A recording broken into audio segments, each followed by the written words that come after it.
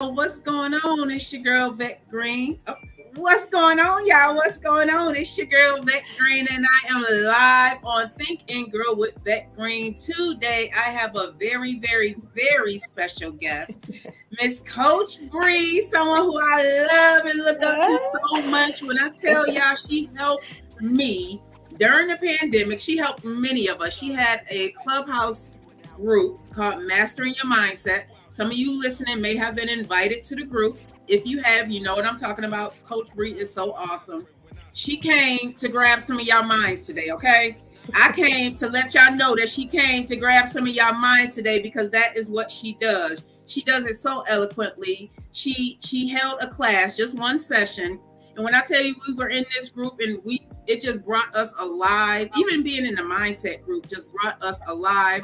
So welcome, Coach Bree. Welcome to the stage. Come on in. Come on in. Welcome, welcome, welcome. Oh my goodness. Hello. How I'm are so you? excited. I am doing awesome. Thank you so much to you both for having me. This is amazing. That intro I'm was so glad. everything.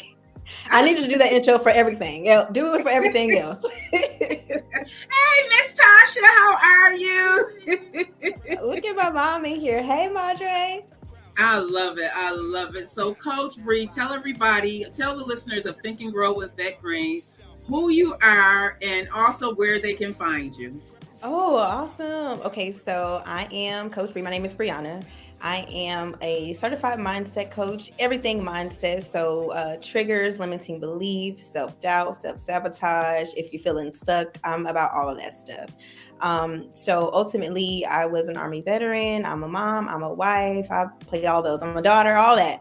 Um, but you can find me on Instagram at I am Coach Bree. I also have a podcast, a real plus sign refined podcast, where that is a mashup between faith and mind because you definitely need both in order to be successful. So that's just a little intro about me. And I'm in Texas. It's hot over here. It's That is a hot. great that's a great segue. The faith in the mind because that's something that you taught in the club. She said, "That's my cousin.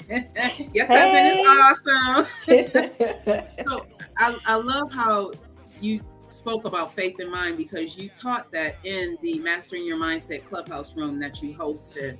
What brought you to that conclusion that you need both? Because you also taught about balance. That's something that you always are in my head when I know that I'm off balance. Like you taught me that, like that you are not in balance when my chakras are off. So how did you come up with that conclusion, or what made you, come to that realization that you really do need both?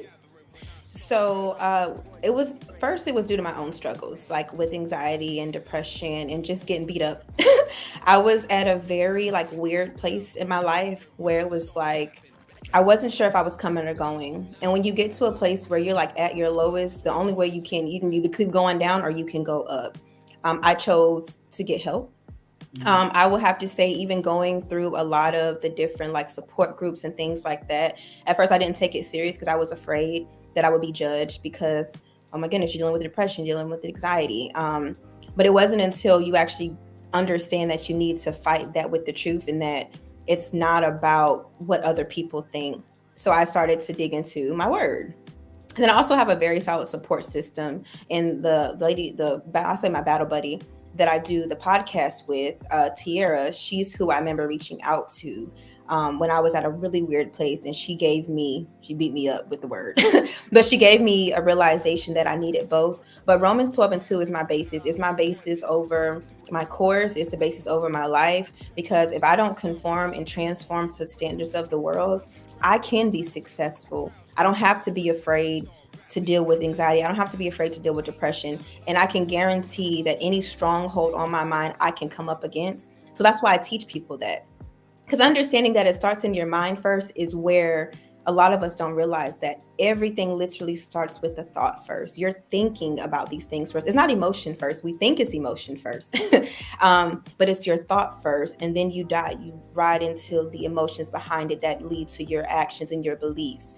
So that's just how I got there, and understanding that if you want to be successful, get it into the word of God because it's the truth.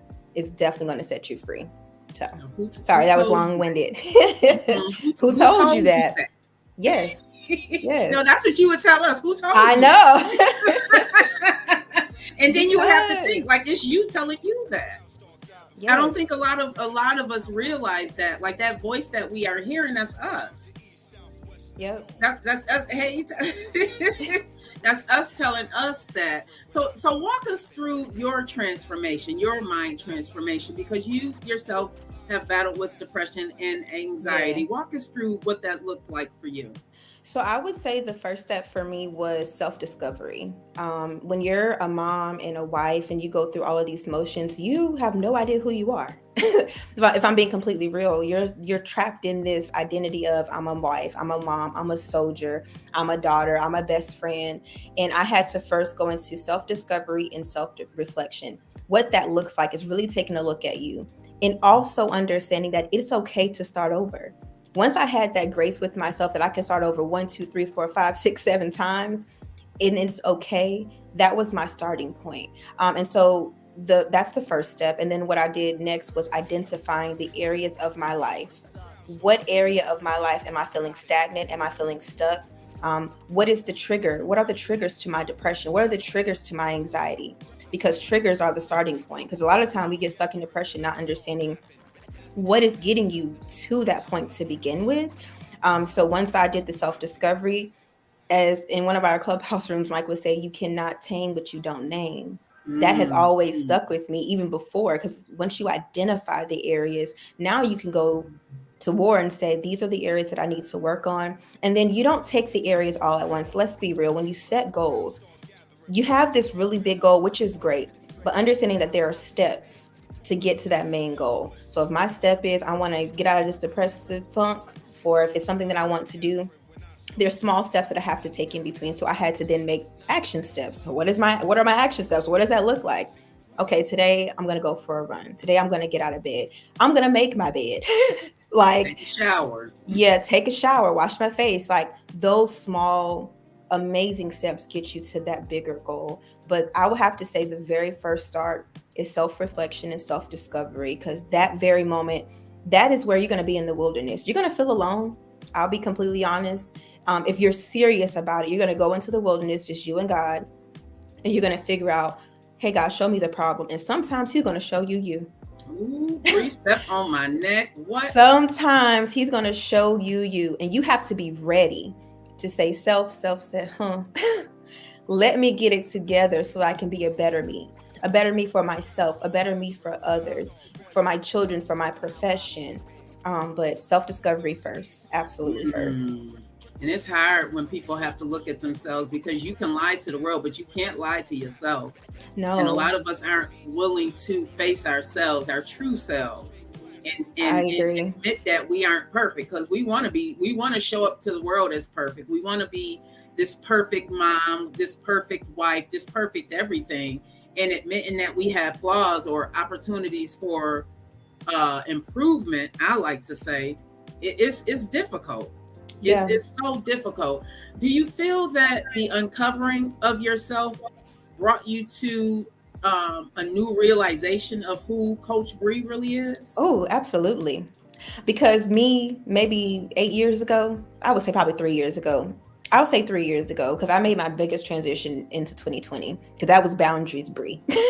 Excuse me. I would have to say that, yes, making that transformation from boundaryless, not having a lot of self-worth, it's one of those things where I was like, yeah, this is the moment. And at first, that transition from where you are to where you're going is so uncomfortable. It's not pretty.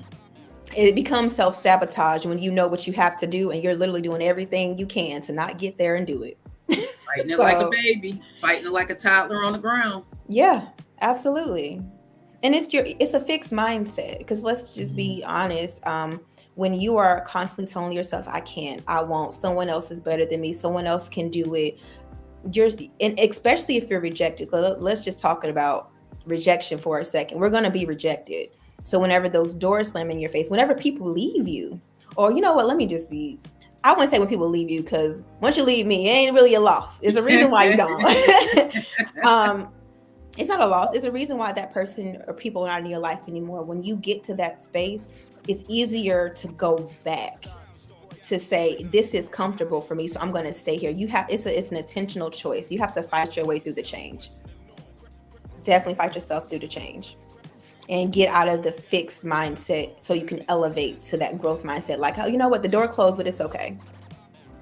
Explain to the listeners, just for those who may not understand what a fixed mindset is. Explain to the listeners what having that fixed mindset really is, because I want them to have some aha moments for themselves. Even if you're watching the replay, I want you to have an aha moment, because chances are you may have a fixed mindset and you don't even realize that that's what it is that you're dealing with. Absolutely. So when you're operating in a fixed mindset, you are telling yourself things like, I can't, I won't. When the door slam in your face, you're like, okay, well, that's the end of it. When you're rejected, that's the end of it.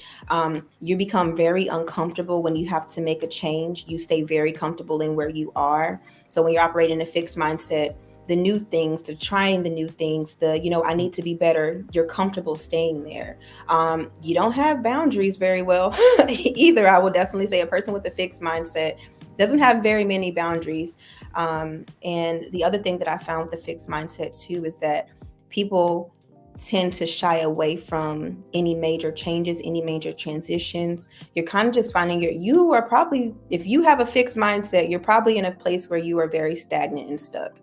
Because just because something didn't work out doesn't mean that's the end. But ultimately, a person with a fixed mindset has this thought process, well, that opportunity didn't work out, so that's it. There's no looking at, you know what, this opportunity didn't work out, but what is God protecting me from? What more is there to that? So when you're in a fixed mindset, you're in a box. You're literally in a box. Get out the box. Get out. I love that. It's changing the narrative. And for a long time, I was that. I was in that fixed mindset. And as I'm sitting here listening, I'm thinking of other areas that I'm still in a fixed mindset.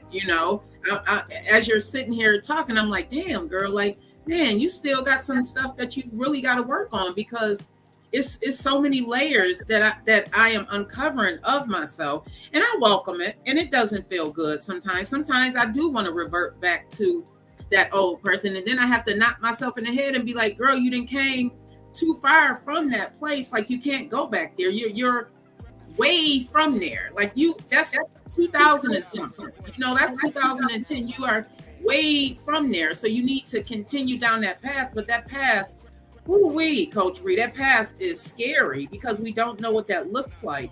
Yeah. What do you think is, like, why are we so hesitant to go there? And you may have already answered it in some way. Why do you think, though, that we're so hesitant to explore that new person that we're supposed to be? Because that fixed mindset is based on our traumas and the things that we've dealt with in life. It's not really who we are. So why do you think it's so tough for us to make that transition? So there's many different reasons, but I can say one of the first reasons is the fear of the unknown. How many of us are afraid to make changes because we don't know what the end result is going to be? We don't know what it's going to look like to tap into self-discovery. We're not going to know what it's going to look like when we say, hey, God, show me me. He show you some really ugly parts of you that you have to fix. So it becomes a really hard task at first because we have no idea what's going to be on the other side of that transition, on the other side of that path. We have to look to God to direct our paths, but a lot of the times we want to figure out ourselves, and we want to just say, you know what, yeah, I got it myself, when really you probably don't. You have to ask for help. And then a lot of the time we want to do it without a support system and thinking that we don't have to do it. We have to do it on our own without having solid support. One thing for sure is when you're making a transition, your circle around you is everything. Having the right people around you is everything. So I would have to say the main reason why we're just so hesitant to make that change, Vet, is because, and y'all that are watching, is because sometimes we're not ready, but at other times too, we're afraid of what that journey looks like. And many times we do have to do it on our own. That wilderness, but it's a beautiful place, but it's ugly at the same time. It is beautiful because I feel like I found me in the wilderness. Like I feel like if I had all of the distractions around me, that I wouldn't have even been able to get to this place that I'm at. And I'm still transitioning. Like I'm still trying to reach for the better me. Every day I'm trying to reach for the better me. And at the same time, life, and I'm still dealing with life. Um, but that wilderness, I think many of us are afraid to go into because it forces you to look at everything, or at least it forces you to look at the real you. It forced me to look at me, even the places when I say you challenged me. Like when I got into that Clubhouse room, you challenged me to be better. Like it's like, you can't just talk the talk. You gotta really walk this walk. And I love you for that, because I hadn't met anybody that challenged me to be that. Because man, Coach Bree, I see so many people put these posts up. I see so many people talking. And I think to myself, does your life reflect that? And a lot of times it doesn't. And your life can't reflect that because your actions don't support that. And it's hard for me to deal with people on that level when I know that their life isn't reflecting the talk that they're talking. Yeah. So how do you, let's go into boundaries and narcissists. I love That's my favorite conversation. Oh my goodness. I rewatched that. That's why I put it in that reel. That narcissistic friends, man. Who child? Awesome. In boundaries. Child. Why is it important to have boundaries? Because I'm honestly practicing that now in all aspects of my life. Like that boundaries thing, because I'm such a people pleaser. And I just want everybody to be happy, but I realized that I was being walked all over. Ooh. in my doing that, in those habits. Like, girl, you got to have some boundaries in your life and practice your no. Like your no means no, and mean that. Practice these boundaries. So why is it so important to have boundaries? Oh my goodness. First, boundaries are biblical, just saying. But second, man, boundaries are set in place to protect you. Too often we think boundaries are for other people. We think that if we implement a boundary, it's going to punish somebody, or we think that implementing boundaries is going to change somebody. Boundaries are not for that. Boundaries are in place to say, hey, you can act how you want to act, but you're going to act like that on the other side of me, outside my house. So when you think about boundaries are in line with self-respect. When you respect yourself, when you love yourself, when you take care of yourself, you're going to implement a boundary. But when it comes to implementing boundaries, it can be very hard when you're a people pleaser, because you want everyone to be happy. And there's going to be so much guilt when you start to do that. But understanding that you matter. You as a person matters. So all of this driving while you're on E, the thing about it is that a car is going to tell you when it's time to put gas in your tank. And it's going to cut off on you when you don't have any gas at all. Our lives are like that. Because you're giving, you're running on E, not having enough for yourself.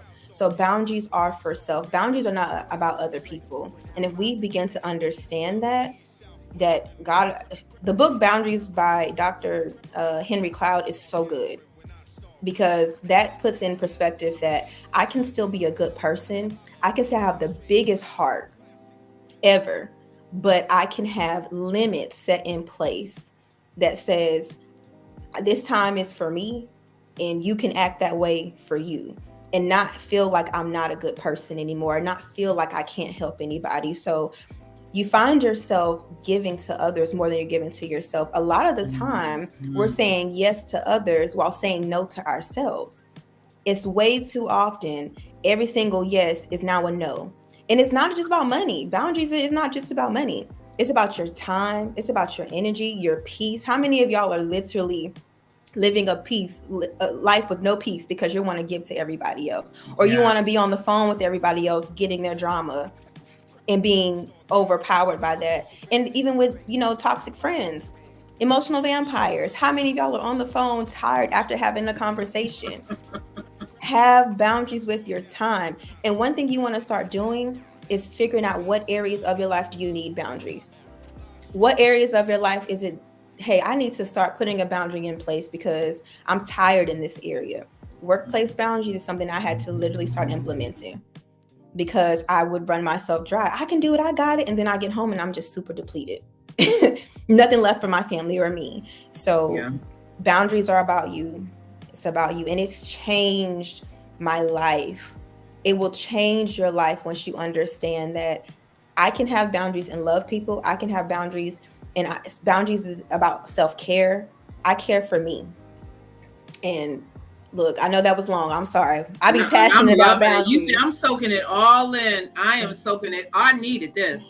I'm I so needed. I don't know about passionate. y'all that's out there in the listening world, but I know I needed this. Because I am learning to, and I got that book Boundaries. I'm going to break it out tonight. And Because there's a workbook with it. We can go through it together. We can go through it together. Oh I my got God, you. man, Lord knows I need that in so many aspects of my life, because it gets real out in these life streets. It gets so real.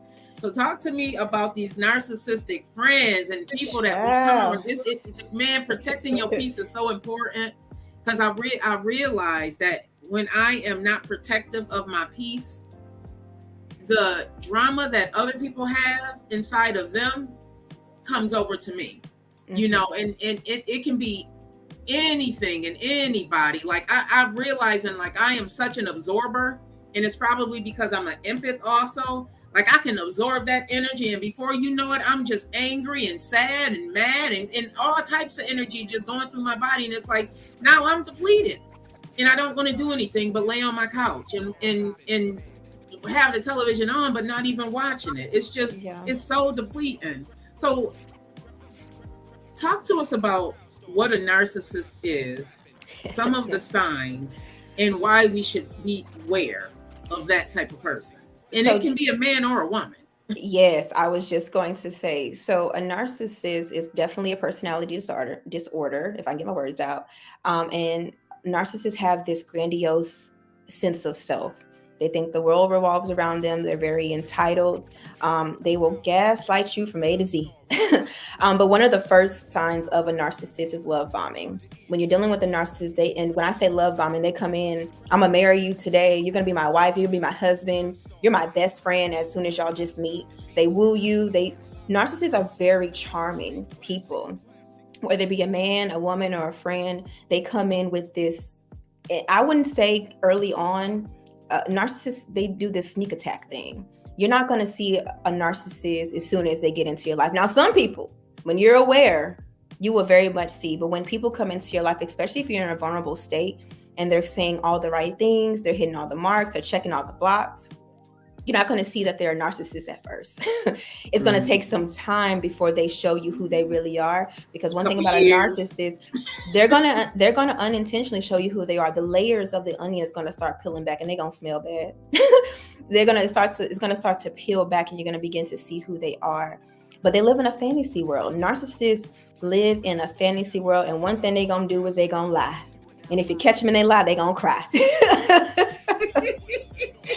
Narcissists, man, I'm telling you, they'll use tears in a heartbeat, and whatever they do, especially when they're gaslighting you, the story's not going to even be related to what y'all talking about. You're going to be calling them out on their stuff, and they're going to say something like, well, my grandpa, your grandpa that died 20 years ago. We're not talking about your grandpa. We're talking about your trash behavior. That's what we're trying to talk about. But one thing about it is that a person there's this common misconception that narcissists only prey on the weak. But let's be very clear. While they can, and it's easy, narcissists lack confidence. So they're coming after the go-getters. They're coming after people that have their stuff together. They're coming after people that have something that they want. So if you're a confident person, if you have your stuff together and you're really in a place where you are, just say you're doing great, and they lack that, that is what they're attached to. Narcissists are emotional vampires. So if you're a person who likes, hey, I'm here for you, I'm going to be there for you, they're going to use that, especially with friends. I've had several conversations on the phone where after I felt really drained, really tired, and I'm just like, and not once in the call, I might ask, well, how are you doing, Bree? It's just pour. All right. Oh my gosh, I feel so much better. I bet you do, because you just stole my energy. I feel like crap. Yeah. So why should we be aware of all of that stuff? Narcissists affect you mentally. you literally are questioning yourself. And that's when you're manipulated and you're gaslit. You're in a place where you're unsure. You begin to not trust yourself. And it's unfortunate because sometimes we don't see that early on. But one of the most powerful things when it comes to narcissists is knowledge. Because once you begin to have the knowledge and know what a narcissist looks like, what they talk like, how they move, oh, I see you. You can't even hide no more. You can't be a closet narcissist in the closet. I see how you're moving, and I'm going to disrespectfully remove myself up out of this space. So it's just sometimes it's very hard to spot, and sometimes it's easy to spot. It depends on how that person is. But just knowing what those red flags are is going to help you tremendously. And I definitely say discernment. If y'all don't have discernment, I say pray and ask God for discernment, because that has also changed my life. I don't have to wonder and know, like, because with discernment, it's the ability to judge well, like making the right judgment. And for me, I didn't trust myself after dealing with several narcissistic friends, because I will have to say, after coming out of those narcissistic relationships and friendships, you're now feeling like you were the problem and you messed up. Now, were there things that we could have done, like had boundaries, spoke up, been clear about what our expectations were? Absolutely. We can't point the finger solely at them, because there are some things that we could have done. But having grace with myself and knowing that I could restart was so powerful for me after dealing with a narcissist. And even after feeling like you're going to attract those people over and over again, sometimes that does happen. But it's picking up on those red flags and understanding that you are valuable. You're worth so much more than what people are giving to you. But once you have those boundaries in place, it changes a lot of things. You just no longer just accept anybody in your space. And be okay with that. And some people aren't okay with that. Some people aren't okay with you setting those boundaries and not being accepted and seeing people for who they are. Oprah said, when a person shows you who they are, believe them the first time. My toxic trait was repainting people. And I can tell you that people showed me their true colors clearly. And because of me being me, no, they can't be. It was a trick. They can't be showing me. That's not really them. And that's what we as people pleasers, I would say former people pleasers, that's what I did. There's no way you could be who you, this toxic you is not really you. I'm going to repaint you because I think that you are something better. And it caught me every single time. No more. That's what now I am, as a people pleaser in anonymous. What is that? I am a former people pleaser. I am working on that. I am a former people pleaser. I am definitely working on that. I am working on also meeting people where they are and believing who they show me they are the first time, not the third, fourth, and fifth time. I'm done giving people chances because it's draining to me. It's like I see you for who you really are. Like, you can't put this facade on anymore. And that too is draining, because then it does get to a point, and this is where I am now. Like I'm to a point where I'm asking, well, damn, who can I trust in this thing? Especially in this business, in this business that we're in, Joker. Like this entertainment business, it is so tough because you don't know who to trust. And there's so many people just out there just ready to stab you in the back. And I feel like they don't believe that, like in my eyes, and maybe it's because I believe that what God has for me is for me. Like, I believe that Jeremiah 29:11, like, God knows the plan he has for me. So, and nobody can take that away from me. And because I stand on that, and because I deeply believe that, I have to hold on to that, y'all, because mentally I would be drained if I did not hold on to that. Like, in everything that I'm going through or growing through, God knows the plan he has for me. So it doesn't bother me when people are out there doing great things. Like, I'm looking up, like I look up to you, Bree. I look up to everything that you have done and everything that you continue to do. Like, you made me take a step back and be like, wait a minute, I'm not on that level. Like, for real. Like, if I'm going to be coaching people in this thing, I need to be doing what Coach Bree is doing. Like, I need to be walking this walk and talking this talk and be able to do that. I'm not going to try and pretend like I'm somebody that I'm not. Your mom said, "Hi, I'm Tasha. I'm a I know, but now only a little bit. It's real out in these streets. But I feel like, you know, many times people don't believe that, and it does come to self-worth. Like, I believe that I'm worthy of what God has planned for me. And I want other people to believe that they're worthy of what God has planned for them. You know, and nobody can take that away from you. Don't hate on the next person, or, you know, try and belittle the next person because of what you believe they have that you don't have, because God purposely purposed all of us. And I think it's tough for people to come to that understanding. And it really is, it goes back to the mindset. Like, what are you telling yourself about yourself? And it seems like it's tough for people to see themselves in a different light from what their past was. Why do you think it's so tough for people to relinquish that stronghold of their past and step into their future? Man, I'm gonna first have to say limiting beliefs. But one thing about limiting beliefs is that you can fight them, you can challenge them if you want to. I want to talk about choices really quick, because the only way that we're going to be able to grow and, you know, elevate in life is if we choose to. Because we can very well choose to tell ourselves over and over again, I'm worthless, I'm ugly, I'm not this, I'm not that, someone else is better than me. Or you can say, you know what, I'm none of those things, and I'm going to press forward. And then honestly, it's really an intentional fight the enemy and dying to your old ways every single day. But limiting beliefs is something that keeps us very bound. It's a stronghold over your mind when you're telling yourself these things. And one of the biggest ways to come up against it starting out is to challenge it. Who told you that? All the way back to childhood. Who told you were not worthless? And if you're a perfectionist, who made you feel like you had to continue to perform and make everything perfect? You have to get to the root. That is literally the first start. There's no way that we can be all that God has called us to be if we don't get to the root of what's stopping us. And while you're in that place, you're going to find out maybe it's some things that you're doing. Maybe it was some childhood trauma that you've suppressed all of these years. Maybe it's something in the workplace. Maybe it was a past relationship that you haven't healed from. Because one thing about healing, it's ongoing. So when you think that things are going smooth, you'll have one day where it's like, oh my goodness, I'm back on the wave. Right. That's how I've been. That's where I've been. But one thing about it is that, let's just be real. We do all of this work to get out of the dark place. We do all of this work to challenge limiting beliefs. We do all of this work to come up against the enemy and his lies, only for us to begin to feel good and we stop it. How many of y'all do that?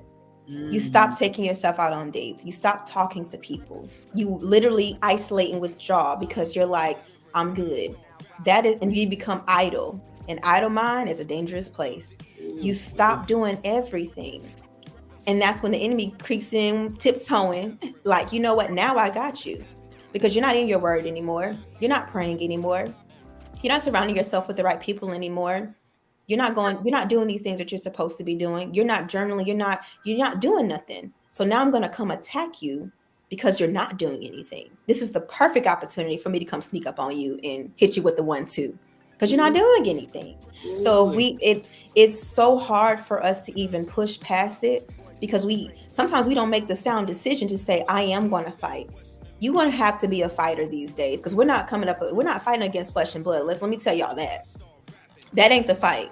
Now, while sometimes we got to put 1s and 2s and put the paws on people, you're not fighting up against flesh and blood. You're going to be attacked. And one thing is for certain, if you're out here helping other people and having other people grow, oh yeah, the enemy's coming for you. Because how dare you take people out of these strongholds? How dare you get them out of bondage? How dare you show them who they really are?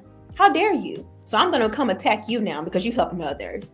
It's a fight. And we're fearful of what that journey looks like, especially if you dealt with childhood trauma that you've suppressed. You're afraid to unpack that. I know a lot of y'all have a lot of baggage on and it's heavy. You're going to have to, and don't try to unpack it at once. Let's start there. Don't try to take every single suitcase, or if it's a big suitcase, we unpack putting things in little by little. You unpack by taking out little by little. Step by step. Let me take this trauma out. Let me take this hurt out. Let me take this somebody using me out. Let me take it out one by one. You can't do it all in one setting. You have to piece by piece. And so if you do it and you approach it that way, because we don't start because it seems like it's a lot, you know, we don't want it. We don't do it because this is a lot to deal with. But if you literally take and identify, again, naming what you have to tame, little by little, unpacking it, that load is going to get so much lighter. Your back is going to feel so much better. Your feet going to thank you. So I hope that sheds some light.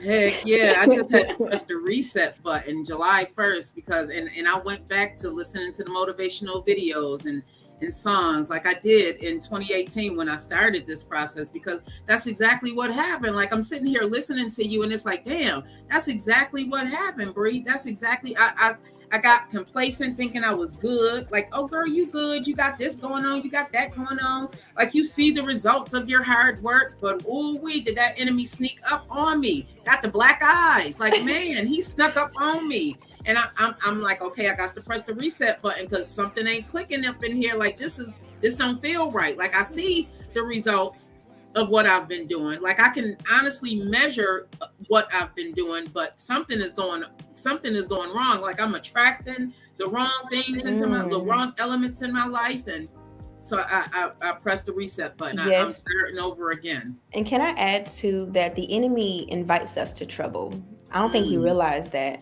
So silver platter, or it looks cute. Let me give you some self-doubt really quick. Here, let me serve you up some I'm not good enough. Let me serve you up someone else can get it instead of me. Let me put this on this silver platter. I'm going to invite you. Let me give you an invitation that says, come on to the pity party. It is now our choice to either decline or accept. What are you going to do? What are you going to do when the enemy invites the anxiety and the depression? I hope you decide to fight and say, I decline disrespectfully, gone on somewhere. For we get up in here tussling. Like the enemy is going to offer it to you. It is now your choice. You have to understand that literally there's so many thoughts we get throughout the day. And sometimes it takes, especially if you're a person with racing thoughts, it's literally going to take you catching the first thought. Because again, a lot of the things that we go through and we think we're going through is going to start upstairs first, but we don't think so because we're acting so fast. But if you catch that first thought of, oh, I can't stand this person, or I'm not good enough, or whatever the thought is first, you can eliminate the emotion and the belief in all the actions behind it. Because with limiting beliefs, we don't believe them first. We tell ourselves that first. You know, it's not an automatic, I'm believing I'm worthless. Somebody have had to told you that, or you told yourself that. So it really takes, the enemy's going to offer it, and you have to choose intentionally. Do I want this? And you shouldn't want it unless you're a person that likes sitting and wallowing in pity. I don't think we want that for ourselves because there's so much God has in store for us. Oh man. And you know, childhood trauma, it's like every person I meet has some sort of childhood trauma that we are all dealing with. And it is so difficult to unpack because there's so much to it. There's like the parents, there's the environment, there's the, lack of something that we didn't have, whether it was lack of money, lack of love, lack of support. There's always something to it. What would you suggest someone who is coming to the realization that they do want change in their life and they don't know yet how to start, and they're dealing with this childhood trauma, and they're still in their mind, like they're still living in that childhood trauma? Because that too, I found a lot of people keep reliving the same situation, even though it may have happened years ago, but we continue to relive that. What advice would you give that person? I would definitely tell this person first that the past is a place of reference, not a residence. We can't live in our past because there's nothing we can do to go back. Like sitting in that dusty old house is not going to do anything for us. Your next step, I advocate for therapy all day. I advocate for therapy because therapy gets to the root while coaching pushes you forward. So I advocate for both. And in my class, I always put the difference between what a therapist is and what a coach does. So I'm no therapist. However, when you get underneath that stuff, that gunk and that childhood trauma, because therapists do get to the root of that stuff and they identify your triggers and they find out, they help you unpack that. They have a lot of things that can help you unpack that stuff. And a coach, which I recommend to people as well, is going to now set action steps for you to continue to push forward. And some people have life coaches for the rest of their lives. Some people have coaches that they do 3-6 months, 3-6 months, 12 months, and on, where that person, they're literally working with each other, doing sessions, holding them accountable to push them forward. So I would have to first say, if you are in a place where you feel like you need to get change, you're being pushed to something better. So don't hesitate. Don't keep being resistant about that. And next, find out, well, what steps can I take to unpack this? I always take therapy as a first step. I definitely think therapy is a great way to go. And leaning on your support system, because a lot of the time our people around us can sense something is wrong, and they can also give you resources too. So those are just a few suggestions, but it's a decision first to get started, and knowing that now you can tell your child, your inner child, hey, it's safe to come out now.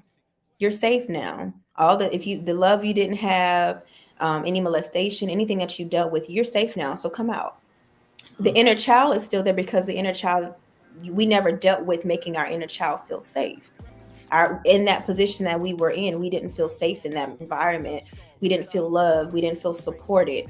So now, carrying into our adulthood, we're carrying that same childhood baggage where we're not feeling loved. We're not feeling supported. We haven't addressed any traumas that happened to us. Now you tell yourself, inner child, it's okay. You are safe now. And healing inner child wounds is not easy. It's not something that you just wake up and you just are, over, because it's a part of the healing process. There's going to be a place of denial, like, oh my goodness, that didn't happen to me. I was loved properly.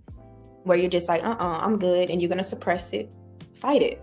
Because you know that these things happen to you. You know that you didn't get the love that you were supposed to get. So advocate for therapy, but first make the sound decision first to say that I want better. I want better for myself. I want to be a better mom. I want to be a better wife. I want to be a better brother, sister, daughter, child of God. I want to be better. So that's always the first start, acknowledging what happened. And then, okay, now what do I do? Therapy, support system. That's what I have. Isn't she so awesome? Do you see why I wanted her on? Isn't she so awesome? I told you. Oh my Thank goodness. you. And in the healing of that inner child, like lately, and it's probably because of everything that I've been dealing with, I've been finding that my inner child has been triggered a lot, based on the people that I'm dealing with in life, just the environment that I've been having to be around. I remember being a child and my feelings would be hurt so easily, just like I would literally feel that tug at my heart and my feelings would be hurt so easily. What would you recommend someone who is trying to heal their inner child, and they still have to deal in certain situations, like we still have to go to work. We still have to be able to take care of ourselves. There's going to be certain situations that you're going to find yourself in. What would you suggest to that person or me? I am the person. Give me an example of something you're referring to, because there's many different instances of this, and there's so many people dealing with different levels of inner child. So give me an example of what you're referring to. Being ostracized as a child, like that is very, very triggering to me. Just feeling like not wanted or picked on, like things like that. That was me. Like I was that chubby kid growing up. I was the dark one in my family, so I never felt accepted. So certain situations put me back into that little girl who felt like she didn't belong, or that no one loved her or no one liked her. Like that is certain situations are very, very triggering to me lately, just dealing with certain people. It's just very triggering to me. So first you hit the nail on the head, which is identifying what the trigger is, because we can't even begin to heal the inner child if we don't even know what part of that trauma is triggering us. So you already started the first step, which is identifying the trigger. Do you still journal at all? That's another thing I have to get to, Bree. No, and I have days. I'm gonna get on you, Vet. Get on me, step on my neck. I'm gonna come get you. I need it. Journaling. Remember the brain dumps that I used to do? Yes. Those are powerful. I encourage brain dumps. However, sometimes it does not help in the exact situation. I understand. But when you come back and you reflect on the situation, it's one of those things where in the moment, again, there's a choice. So we want to automatically feel triggered by what the person is doing.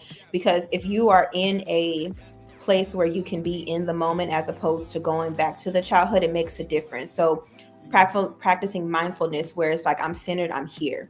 I'm not when I was 10. I'm not when I was 11. I'm not that chubby kid anymore who people used to pick on. One thing about dealing with childhood trauma is that you have to be a then and now type scenario. This was then, where I'm going to begin to learn from those past situations. But now here's now, where it's like, what can I do differently? Because we can't go back in the past. I mean, sometimes I wish I had a time machine where I can just go back and make a lot of different changes. But because we're here in the now, identify that trigger first. What exactly is triggering that feeling and that emotion? Because again, it's not emotion first, it's thought first. And if you put that thought down first of whatever it is you're feeling, you begin to unpack that and take the layers off of that. But as an adult, it's hard to do that because we get triggered and we feel like it's so quick. But it's one of those things you have to begin to just move a little bit slower and have different reactions to how people are, because the time and the setting is a lot different from when we were children. We can't go back there. However, you can choose what you want to do going forward. So again, step one, identify the trigger, which you have already done. But step two is that now that I know this is triggering me, do I need to implement boundaries? Do I not need to go around those people anymore? Is there a word that I just gotta make sure when I hear that word, I can't have the conversation no more, which is a part of boundaries. So you just have to now go to the next step. And if you can't do that, whether it be a therapist or a life coach, get you someone that's going to hold you accountable for when you get those things.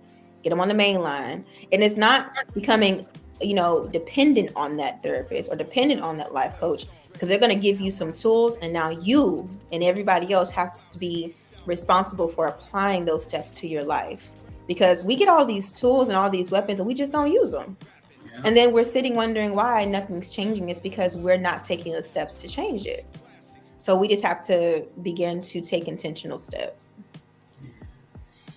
I wanted to ask you about anger before we start closing out. I remember you taught this, that anger is a secondary emotion. It's not. So talk to everyone who is listening, because I know a lot of people. I've been angered. And I've got to take a step back. Like, okay, here's Coach Bree in my ear. What happened before that? Like, what was that thought before that anger came? So talk to us about anger and how it really is, like, it's a secondary feeling or emotion. Oh my goodness, I love talking about some anger. And that's because I had to learn myself that anger is secondary. So there's like this illustration of an iceberg. I don't know if anyone has seen it, but you have anger on top of the water, because we think icebergs are small, but underneath the water, they're huge. I never realized how big icebergs actually were. Then I'm thinking about the Titanic, like maybe that's why it sunk. Like miles, yeah. Miles thick. So you have the top of the iceberg, which is the anger up front. But we think we're automatically angered because it comes on so strong. It's so rapid. Like, this person pissed me off. I'm so mad at you. But underneath that, there could be disappointment. There's frustration. There's a lot of other emotions that fall underneath anger that we don't realize. And one thing about anger is that we get to choose how we respond to anger too. So for people that's like slashing tires, busting out windows and fighting people, throwing phones and things like that, like, that was a choice. You get to choose how you respond to anger. And I say that it's a choice because immediately when you're mad, you have to find out, like, why am I so angry? What about this situation has gotten me to this point where every time I think about this person, I am fuming. Where every time I think about this situation, I am highly aggravated. I am highly upset. And then you need to heal in that area. You have to begin to heal in whatever area it was. And if that means that it's reconciliation, which does not mean reconnection, but if it means healing through that place, forgiving that person who's angered you, or even going to self, like, what did you do in that situation to escalate the situation? So one thing about anger is we think it's the first thing that we feel. We think it's the first thing that happens. But before you even have the emotions, you have the thought, you believe it, and then you have the emotions. It's not just thought, actions. Like, no, it doesn't work like that. You think it first, you begin to feel it, and then you go into actions, which actually you begin to believe it, you feel it, and then you go into actions. So one thing I learned, especially with anger, it's like when you act on anger in such a negative way and you begin to blame others, it's just like asking for the storm and being mad that it's raining. Like, how are you creating your own storm and being mad that it's pouring down on your head right now? And I mean, you really, and as the comment on the screen, like, it takes you out of your character. You become someone that you don't want to be. But understand, you become that somebody because you chose to. If I'm being real, you became that person out of character because that's a decision that you made. Unless somebody was literally tying your hands, putting a weapon to your head and saying, do this, you have a choice. How you respond to people is your choice.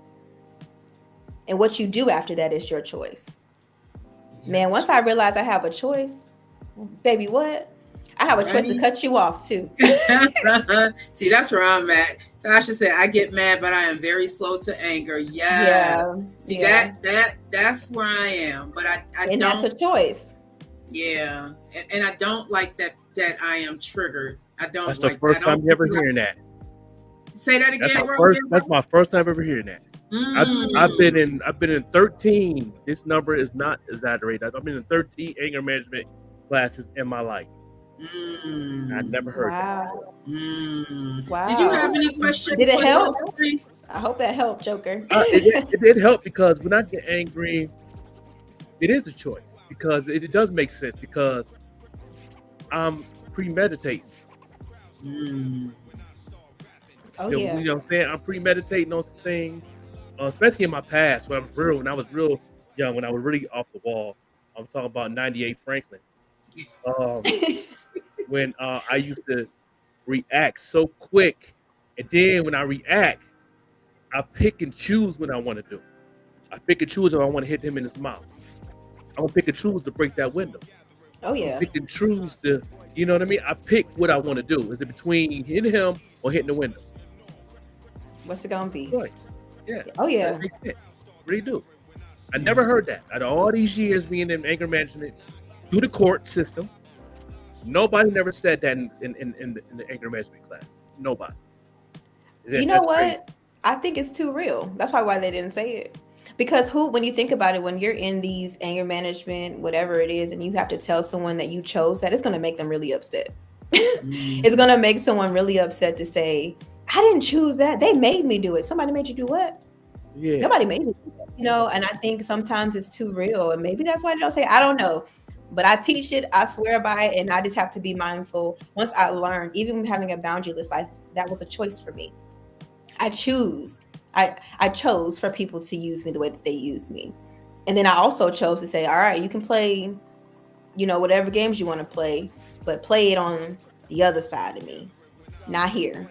This is my limit. You can't cross it. So I'm glad that helps. And I hope that y'all take that and help others. But my mouth is usually in a hurry, right? Did you have any questions for Coach Bree? I told you she was awesome. I told you she was awesome. She hit everything on the head on every perspective of everything. But the anger thing that caught my attention heavy because that's the issue that I have on my life. I deal with every day, and I also am a mentor for my son who has a temper and he can talk to me because I've been through it. And one of the things that I mentor my young boys that I mentor, I tell them that, they said they get these counselings, they get this therapy, and it don't work. And I said, one reason it don't work is, one example, I can't teach a crackhead not to smoke crack because I never smoked it. But when you go to AA meetings, who they have there? Somebody that's been through the same exact things you've been through that recovered. True. And they teach them that they've been through it. And I told my son, a lot of people's not going to understand where you come from because they haven't been in that lane you're in. You could talk to me because I've been in that lane, because you heard my stories through baby mama and your brothers and all your, you know, all your siblings about who I was. And you know what I mean? After all these years, I separated from his life, and then now we have a relationship. Now he could talk to me because he understands. He could talk to me about that because he knows I have an answer for everything to help them. Because I've been, you know, I've done it. I tell him I was better than you. I say you ain't even master it. How you doing something bad? You ain't master it. So yeah, so that's what I tell him. I say, you know, and I break it down. He's getting real good at it. He's getting real good, get better at it. You know, and he can see that I'm growing too, every day. You know, and that helped me a lot right there. Yeah, that is it's just. Yeah. Yes. And can I just add to as some encouragement to you, Joker, and anyone else that's listening? Although it is a choice, it's one of those things where we have to think this or that. You know, like you said, I can either punch him in the face or I can bust out this window. So as you're teaching those that you're mentoring, sit them down and ask them, so what do you want to choose? What is the choice going to be? And encouraging not only you all to have grace with yourself, because when you do get out of character after you've been doing good for so long, don't take that as a slap to your pride. Take that as, you know what, I'm going to learn from it. And that's the growth mindset. Just because we've been growing, and we take that step back, that doesn't mean that you haven't been doing the work. That doesn't mean you're a terrible person now. It means that, you know what? Yeah, I got some more work to do. So I just want to encourage y'all, if you're in a transition, if you're in a place where you feel like you're on this cycle where like, I keep going, and then boom, I'm stopping, like, have grace. Have grace with yourself and forgive yourself, because we're going to beat ourselves up when we've been doing so good, not getting angry with people, you know, lashing out. We're going to feel like we've been doing so good. It's going to be that one person that take it there. And it's going to be like, I'm going to show you what's really good. And you're going to also, when you reflect, you're going to feel bad about it. But what I don't want anyone to do is feel like, now, dang, I suck now because I went back. Part of that growth mindset is saying, you know what? Yeah, this happened. Does it make it okay? No. But I'm going to learn what in that situation triggered me for me to take it there to begin with. So I just wanted to add that. Hopefully that helps those that you're mentoring as well. Yeah. I love you, Coach Bree. What would you like to leave the listeners of Think and Grow with Vet Green with? You dropped so many nuggets, and I hope that you come back. Because girl, welcome me back. This. There's so many people that don't realize that we can truly change our lives by just changing what we're telling ourselves up here. And I want to teach that so much. I want other people to come to the realization of who they really are and realize that they aren't their circumstances. And we really can change our life by changing our mindset. So yeah, what would you that's like the banner on the back. Shift your mindset, change your life. So I am going to, of course, to speak to the renewal of your mind and let y'all know that it's not a one-time thing. It's not a thing where you just do once. You're going to renew your mind daily. You're going to change those thoughts and challenge those thoughts daily.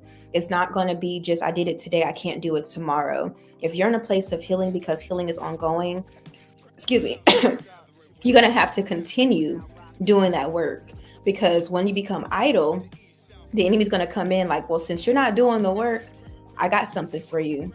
I got this prize for you that's not that good. So I definitely want to say that having a routine is going to be so important when you're renewing your mind. Having the right people around you is going to be so important when you're renewing your mind. And obviously the main thing in renewing your mind is filling your mind with the truth, which is God's word. Like, that's where you start. So starting your mornings with a devotional, starting your mornings in prayer, starting your mornings in there's prayer calls, whatever it is that you can do, if that's what you like and that's what you choose. That's what I'll be doing. Setting your day up for positivity and understanding that people can become so attached to the old you that now they have to be introduced to the new you, the improved you, the better you, the evolved you. And some people are not going to like that you, and that's okay. You keep growing, you keep evolving, you keep pushing forward. So everything that you are doing, continue to do it. Don't give up.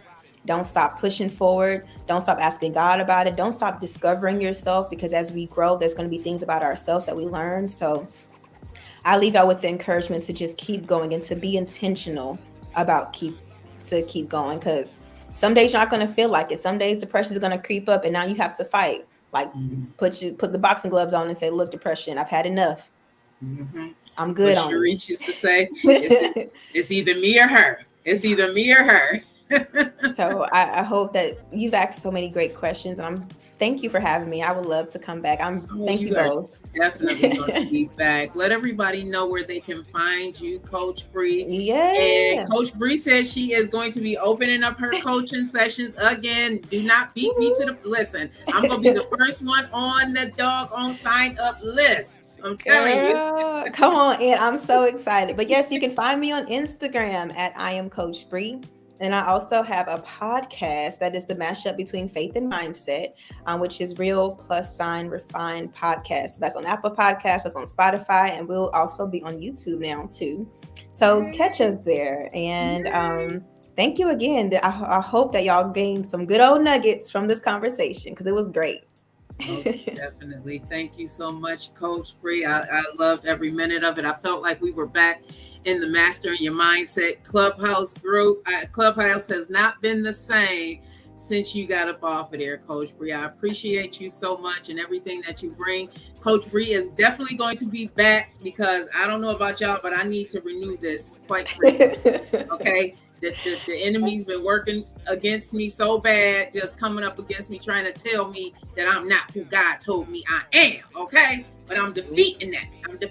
Let's fight them. Let's gang up on them. We can jump them now. We about to jump them, Bree. We about to jump them. I know that's right. Thank you, everybody, for tuning in for another episode of Think and Grow with Vet Green. We will be back. Catch us tomorrow morning, 7 to 9 a.m. for the 716 Live morning show with myself and my co-host, the Joker, the Overlooked MC. 716 Live. Yeah, we be jamming. Yeah, we do. Yeah, we do. And make sure y'all tune into 716 Live Radio at 716live.com. Go on the website and you can listen to the radio. The Joker he's the music manager. He be jamming. He be jamming. I don't be jamming. He be jamming. And also on Sundays we got the gospel session. You know what I mean? People been asking about it. I didn't put the gospel on this Sunday. I was so caught up in my transition. But we got the gospel on Sunday mornings from 7 a.m. to 10 a.m. You can get your praise on in the morning while you're getting ready for the church. Whatever. That's right. Well, thank you, everybody, for tuning in. See you next time. Bye, y'all. Have a great